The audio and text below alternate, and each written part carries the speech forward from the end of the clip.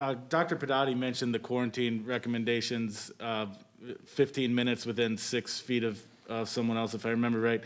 There are schools that are having their students get up and move around every, 10, 12, 14 minutes. And I'd be curious to hear Dr. Pedati on this too, but I'm curious if you think that's a sound public health strategy, or is that just a way that schools are maybe trying to game the system and limit their number of students they have to put in quarantine? I don't know if I'd say game the system, but I'm going to let Dr. Pedati. I think everybody is trying hard to figure out a strategy. But Dr. Pedati, you as the epidemiologist in public health, would you answer that? Yeah, no, I know that this is hard, and I know that people are looking for ways to minimize risk, which is what we all want to do. But really the idea here, again, we've got a virus that moves from person to person, and so minimizing person-to-person interactions, is how you can minimize the transfer of this virus.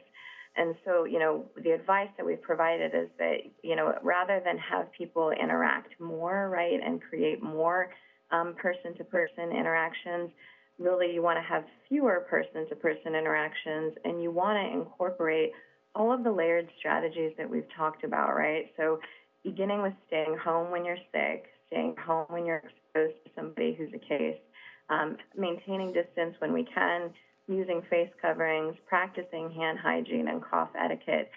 Those are all really important things to do together. But I think for that specific example, again, it's not so much about meeting a time cutoff as it is about limiting those interactions. And so we're trying to support schools in looking at their space, looking at their populations, and coming up with ways to minimize those interactions rather than being too focused on that 15-minute cutoff.